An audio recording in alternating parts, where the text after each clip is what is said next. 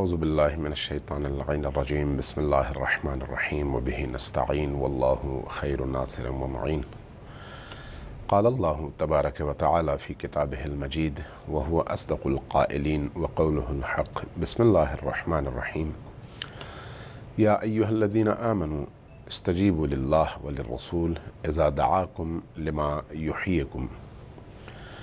آداب زندگی کے حوالے سے معاشرے کے مختلف طبقات اور ہمارے ارد گرد کے مختلف رشتوں سے اپنے بیہیویئر، اپنے سلوک اور اپنے رویوں کے حوالے سے جو ادب ہمیں اسلام اور دین نے، نبی کریم اور ائمہ اطہار نے سکھایا ہے، اس پر اب تک گفتگو ہوتی رہی۔ آج ہم بات کریں گے موحدین لیکن اہل کتاب، غیر مسلم، ان سے ہمارا بیہیویئر، ہمارا سلوک، ہمارا اخلاق اور ہمارا رویہ کیسا ہونا چاہیے۔ جب ہم اہل کتاب کہتے ہیں تو بالعموم قرآن کریم میں یہودیوں کو اور نصرانیوں کو یعنی عیسائیوں کو اہل کتاب کہہ کر مخاطب کیا گیا ہے، یعنی جو اللہ کو تو مانتے ہیں لیکن رسول کریم صلی اللہ علیہ وآلہ وسلم کی رسالت کو قبول نہیں کرتے۔ اہل کتاب ہیں لیکن بعض جگہوں میں خود توحید کے معاملے میں بھی ان کا فہم مسلمانوں سے بالکل جدا ہے، قرآنی تصور سے جدا ہے، لیکن اس کے باوجود انہیں قرآن کریم نے اہل کتاب کہہ کر مخاطب کیا ہے۔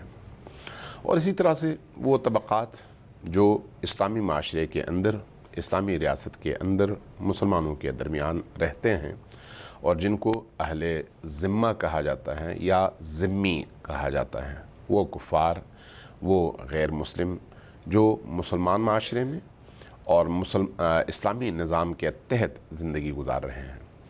اب سوال یہ ہے کہ جو اخلاق اور جو رویہ ہمارا ایک مسلمان کے ساتھ ہو سکتا ہے، ایک اہل ایمان کے ساتھ ہو سکتا ہے، آیا اسی طرح کا رویہ ان کے ساتھ بھی ہوگا یا ہمارے اخلاق میں، ہمارے کردار میں، ہمارے بیہیویئر میں فرق ہونا چاہیے اور نظر آنا چاہیے؟ آج اس حوالے سے چند نکات آپ کی خدمت میں عرض کرتا ہوں۔ یہ نکات بڑے مختصر ہیں، تفصیل میں بیان نہیں کرتا چونکہ تفصیلات میں بڑا ٹائم لگ جاتا ہے، لیکن اس کی کلیات ہمارے ذہن میں ہونی چاہیے جن سے ہمیں رہنما اصول مل جاتے ہیں کہ مجموعی طور پر ہمارے بیہیویئر کی بنیاد کیا ہے۔ اہل کتاب کے حوالے سے دو نکات ہیں بنیادی طور پر، ان کو سامنے رکھنا چاہیے۔ ایک انتہائی مثبت ہے اور ایک احتیاط والا راستہ ہے، اور دونوں کی پابندی کا ہمیں حکم دیا گیا ہے۔ مثلاً ان سے نیکی کرنا اہل کتاب سے، یہ ہمارے اخلاق میں شامل ہونا چاہیے۔ اہل کتاب سے نیکی کے حوالے سے اللہ کا بھی حکم ہے اور رسول اللہ کا بھی حکم ہے۔ رسول اللہ کی اولاد نے بھی اسی پر عمل کر کے ہمیں دکھایا ہے۔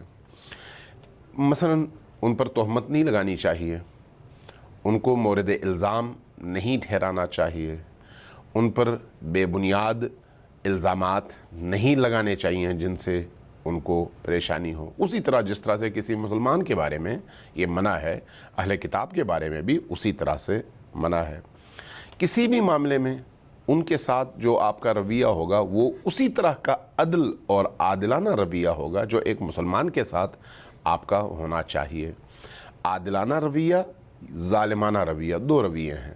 ظالمانہ رویے کی اجازت حتیٰ اہل کتاب کے ساتھ، حتیٰ مشرکین کے ساتھ، حتیٰ کفار کے ساتھ بھی نہیں ہے، یعنی آپ کا جو رویہ ہونا چاہیے وہ عادلانہ اور مبنی بر انصاف رویہ ہونا چاہیے۔ اسی طرح سے اگر ان کو کسی طرح کی کوئی پریشانی ہے تو اس پریشانی سے نکالنے میں آپ کو ان کی مدد کرنی چاہیے۔ یہ بھی اسی طرح کا رویہ ہے جو آپ ایک مسلمان کے ساتھ بجا لاتے ہیں۔ اگر ان کے ساتھ آپ ہمنشین بنتے ہیں، ان کے ساتھ مل بیٹھنے کا موقع ملتا ہے تو آپ کو نیکی کے ساتھ، پیار کے ساتھ، محبت کے ساتھ ان کی ہمنشینی اختیار کرنی چاہیے۔ یہ ساری کی ساری باتیں میں روایات، احادیث اور قرآن کریم کی آیات کی روشنی میں بیان کر رہا ہوں۔ اگر کوئی یہودی، کوئی عیسائی، کوئی اہل کتاب بیمار ہو جاتا ہے تو اس کی عیادت کا بھی اسی طرح سے حکم ہے جس طرح سے کسی مسلمان کی عیادت کا حکم ہے۔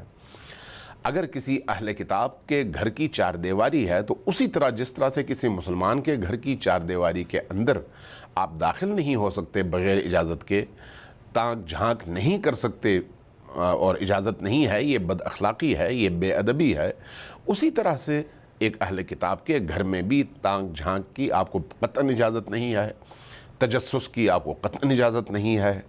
آپ اس کے حریم کے اندر، اس کی چار دیواری کے اندر، وہ محدود علاقہ جس کے اندر وہ آزاد ہے، آپ کسی طرح کی کوئی مداخلت نہیں کر سکتے۔ اسی طرح جس طرح سے کسی مسلمان کا حکم ہے، آپ اس کے اموال میں تصرف نہیں کر سکتے، جس طرح سے ایک مسلمان کے اموال میں آپ تصرف نہیں کر سکتے۔ اس کا مال محفوظ ہے، اس کی جان محفوظ ہے، اس کی عزت اور آبرو محفوظ ہے، اس لیے کہ وہ آپ کا دشمن نہیں ہے، اس نے آپ کو نقصان نہیں پہنچایا، وہ آپ کے اسلامی ریاست سے دشمنی پر نہیں اترا، وہ آپ پر ظلم نہیں کر رہا، وہ آپ کے گھر سے آپ کو بے دخل کرنے کی کوشش نہیں کر رہا، ذمی ہے، ہمسایہ ہے، آپ کے ملک کا باشندہ ہے، آپ کے شہر کا شہری ہے، آپ کے ملک کا شہری ہے، اس لیے ان تمام چیزوں میں وہ مساویانہ حقوق کا حقدار ہے اور مالک ہے۔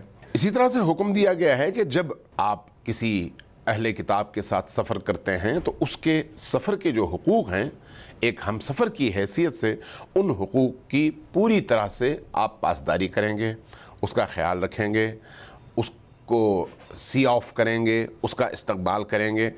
کریمانہ، محبت والا اور انتہائی احترام والا جو رشتہ ہے وہ آپ اس اہل کتاب کے ساتھ بھی اسی طرح روا رکھیں گے جس طرح سے کسی مسلمان کے ساتھ آپ روا رکھتے ہیں۔ اگر کوئی شخص بیمار پڑ جاتا ہے اور آپ کے پاس اہل کتاب ڈاکٹر ہے تو آپ کو اجازت ہے کہ آپ جائیں اہل کتاب ڈاکٹر سے علاج کروائیں، کوئی حرج نہیں ہے۔ اگر وہ حاذق ہے، اگر وہ ماہر ہے تو اس سے بھرپور استفادہ کریں۔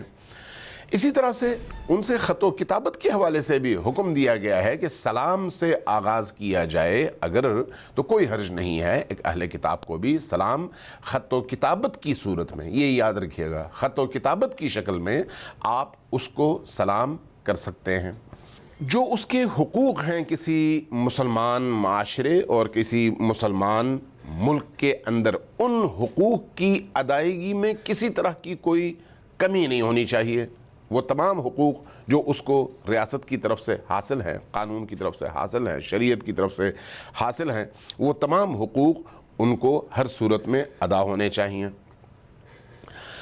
اگر کوئی اہل ذمہ، اگر کوئی مشرک بعین مانا کہ صاحب کتاب ہو، اہل کتاب میں سے ہو، اگر اس پر کوئی ظلم ہوتا ہے تو اس ظلم کو روکنا بھی میرے ذمہ ہے، آپ کے ذمہ ہے، ایک اسلامی معاشرے کے شہری کے ذمہ ہے، وہ اس کو مظلوم بننے سے روکے اور ظالم کو ظالم بننے سے روکے، یعنی اس پر ہونے والے ظلم کا دفاع کرے اور اس کو روکے۔ اسی طرح سے اگر آپ کے ملک کے اندر کسی علاقے میں عیسائی بستے ہیں، کسی علاقے میں اہل کتاب بستے ہیں، کسی علاقے میں وہ لوگ بستے ہیں جن کے پاس آسمانی کتاب موجود ہے جس پر ان کا عقیدہ ہے، تو اس صورت میں ان پر اگر کوئی حملہ کرتا ہے تو ان کی جان بچانا، ان کے مال کو بچانا، ان کی عزت اور آبرو کو بچانا مجھ پر، آپ پر لازم ہے۔ ہم ہر صورت میں اس کا دفاع کریں گے اور اس کو اس ظلم کا نشانہ بننے سے بچائیں گے۔ جیسے آپ ہمارے اپنے معاشرے کے اندر جس طرح سے طالبان اور اس طرح کے نجس عناصر نے جس طرح سے اہل تشیع کو نشانہ بنایا، معتدل اہل سنت کو نشانہ بنایا، حتیٰ دیوبندی علماء کو نشانہ بنایا، وہیں پر انہوں نے اہل کتاب عیسائیوں کو بھی نشانہ بنایا، ان کی عبادت گاہوں کو بھی نشانہ بنایا۔ جب ایسی صورتحال ہو تو ان اہل کتاب کی جان، ناموس، مرکز، عبادت گاہ وغیرہ وغیرہ، ان سب کا دفاع مسلمانوں پر واجب ہے، اس ظلم سے روکنا مسلمانوں پر لازم ہے۔ جب آپ اس طرح سے ان احکام پر نگاہ دوڑائیں گے تو ان احکام میں اسلام نے رؤوف بننے کا حکم دیا ہے، مہربان بننے کا حکم دیا ہے، ظالم بننے سے رکنے کا حکم دیا ہے، اور اسلام کی جو مجموعی رحمت ہے اس کے اظہار کا حکم دیا ہے۔ لیکن دوسرا پہلو وہ ہے جن میں بہت احتیاط کی ضرورت ہے۔ وہ کیا ہے؟ پہلی بات یہ ہے کہ اہل کتاب سے دل لگانے سے اسلام نے منع کیا ہے. کیوں؟ اس لیے کہ وہ آپ کے خدا کے منکر ہیں, اس لیے کہ وہ آپ کی وحی کے منکر ہیں, کتاب اللہ کے منکر ہیں, قرآن کو نہیں مانتے, رسول کریم صلی اللہ علیہ وآلہ وسلم کی رسالت اور خاتمیت کے منکر ہیں. اس لیے کہا گیا ہے کہ ان سے دل نہ لگاؤ. دل لگانے سے بہت سختی کے ساتھ منع کیا گیا ہے, اور اس کی وجہ بھی بیان کی گئی ہے. جب آپ ان سے دل لگائیں گے تو پھر نتیجتاً وہ آپ کو اپنے طرز تفکر کی طرف کھینچیں گے, آپ کو آپ کے درست رستے سے ہٹانے کی کوشش کریں گے. اس لیے اس سے اپنے آپ کو ہر صورت میں بچائیں. دوسری چیز, بہرحال اہل کتاب کو قرآن کریم نے جس انداز میں انسانوں کے سامنے پیش کیا ہے, ان کی عادات, ان کی خصائل, ان کے نعرے اور ان کے اعمال کو, اس سے ظاہر ہوتا ہے کہ چاہے وہ یہود ہوں, چاہے وہ نصارہ ہوں, وہ کبھی بھی ایک مسلمان کو پسند نہیں کر سکتے, ایک مسلمان سے محبت نہیں کر سکتے, ایک مسلمان کے لیے ان کے دل میں محبت پیدا کبھی بھی نہیں ہو سکتی. چونکہ ان کے اندر مسلمانوں کے لیے کینہ ہے, اس کینے سے اپنے آپ کو بچانے کا حکم ہے کہ اس کے کینے کا شکار بھی نہ ہوں اور اس کی سازشوں کا شکار بھی نہ ہوں. قرآن کریم میں اس حوالے سے اتنی ساری احادیث ہیں, اتنی ساری آیات ہیں قرآن کریم میں یہود اور نصارہ کے بیہیویئر کے حوالے سے اور مسلمانوں کے لیے ان کے دلوں میں موجود کینے کے حوالے سے, کہ ان آیات اور نبی کریم سے منقول ان روایات کو اگر سامنے رکھا جائے تو انسان بہت زیادہ اس کو محتاط ہونا چاہیے.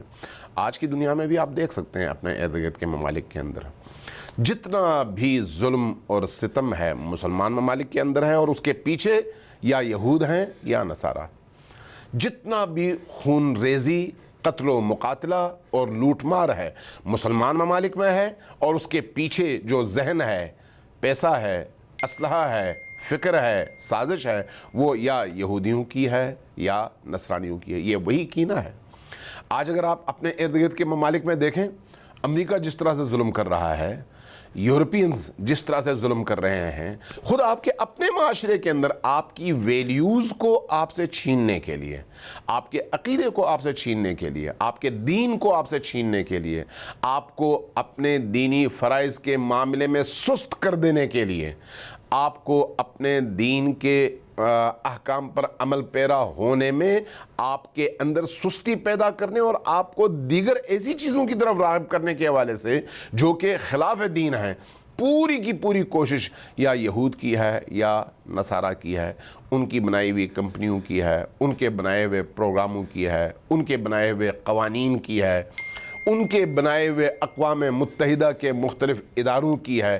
اگر آپ مجموعی طور پر ان تمام اداروں, چاہے وہ میڈیا کے ادارے ہوں, چاہے وہ ہیلتھ کے ادارے ہوں, چاہے وہ تعلیم و تربیت کے ادارے ہوں, ایجوکیشن کے ادارے ہوں, چاہے وہ معیشت اور اقتصادیات کے ادارے ہوں, چاہے وہ سیاسی ادارے ہوں, چاہے وہ کلچرل اور تہذیبی ادارے ہوں, اگر آپ ان کے موٹیوز دیکھیں تو وہاں پر آپ کو یہی نظر آئے گا کہ آپ کو اور مجھے دینی اقدار سے دور کرنے کے لیے ان کی پوری کوشش ہے, پوری پلاننگ ہے. وہ یہی چاہتے ہیں کہ ہم اپنے دینی ویلیوز سے جدا ہو جائیں. یہ ان کے اندر موجود وہ کینہ ہے جو اسلام کے لیے ہے.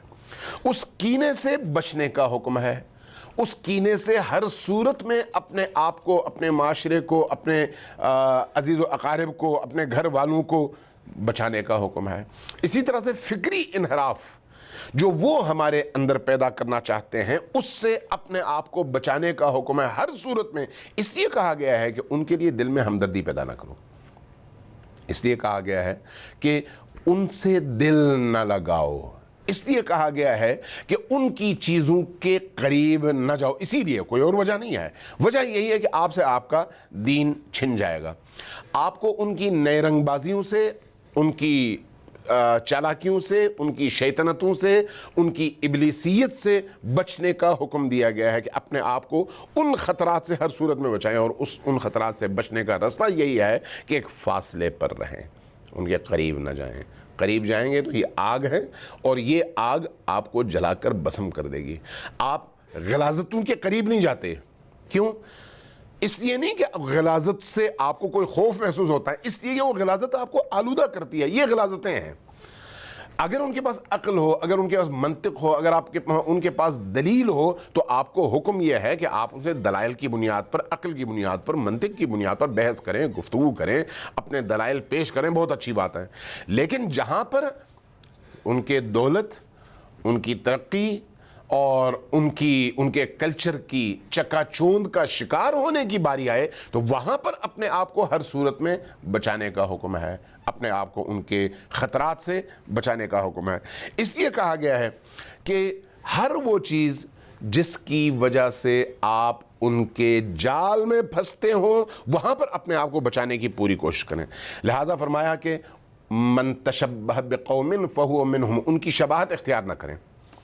جہاں جہاں وہ آپ کو اپنا شبیہ اور اپنے جیسا بنانا چاہیں، وہاں وہاں آپ اپنے عمل سے ان سے دوری اختیار کریں، اور ان کے رنگ ڈھنگ میں ڈھلنے کی بجائے اپنی شناخت باقی رکھیں۔ اس لیے نبی کریم صلی اللہ علیہ وآلہ وسلم کی حدیث ہے، فرمایا کہ حفوا الشوارب واعفوا اللحیہ ولا تشبہوا بالیہود، اپنی مونچھیں چھوٹی کریں اور اپنی داڑھی بڑھائیں تاکہ یہودیوں سے آپ کی شباہت نہ ہو۔ یہ کیوں ہے؟ اس لیے کہ وہ مونچھیں بڑھاتے تھے، دین نے کہا کہ نہیں تم مونچھیں چھوٹی کرو۔ وہ داڑھی چھوٹی کرتے تھے، آپ سے کہا گیا آپ داڑھی بڑھاؤ۔ یعنی من تشبہ بقوم فہو منہم، ان سے شباہت اختیار کرو گے تو ان جیسے ہو جاؤ گے۔ اس لیے جہاں پر بھی تشابہ کی باری آئے، جہاں پر بھی ان کی شباہت اختیار کرنے والی بات آئے، وہاں پر اپنے آپ کو اس سے بچانے کا حکم دیا گیا ہے۔ لباس کے حوالے سے ہو، شادی بیاہ کی رسومات کے حوالے سے ہو، اپنے آپ کو بنانے اور سنوارنے کے حوالے سے ہو، زندگی گزارنے کے اسلوب کے حوالے سے ہو، ان کی شباہت سے اپنے آپ کو ہمیشہ بچانے کی کوشش کریں۔ حتیٰ کھانے پینے کے معاملے میں، حتیٰ آپ کے عام روٹین میں، آپ کے دسترخوان اور آپ کے ٹیبل پر جو کھانے ہوتے ہیں، اس میں بھی ان کی شباہت اختیار کرنے سے ہر صورت میں اپنے آپ کو بچائیں۔ اسی طرح سے ایک اور واقعہ نبی کریم صلی اللہ علیہ وآلہ وسلم کی میں پڑھ رہا تھا کہ اگر کوئی یہودی، اگر کوئی نصرانی، اگر کوئی غیر مسلم آپ کو تحفہ دیتا ہے تو وہ تحفہ آپ قبول نہیں کر سکتے، تحفہ آپ کو قبول نہیں کرنا چاہیے۔ من لا يحضره الفقیہ کی ایک روایت ہے، رسول کریم صلی اللہ علیہ وآلہ وسلم کے جاننے والوں میں ایک شخص ہر دفعہ مکہ آتا تھا، اور مکہ آنے کے بعد جب وہ خانہ کعبہ میں زیارت کے لیے جانا چاہتا تھا، پہلے نبی کریم کے گھر آتا تھا، اپنے آپ کو صاف پاک کرتا تھا، نہاتا تھا، دھوتا تھا، نبی کریم سے پاکیزہ لباس لیتا تھا، پہنتا تھا، پھر جا کر خانہ کعبہ میں طواف کرتا تھا، واپس آ کے دوبارہ اپنا لباس تبدیل کر کے چلا جاتا تھا۔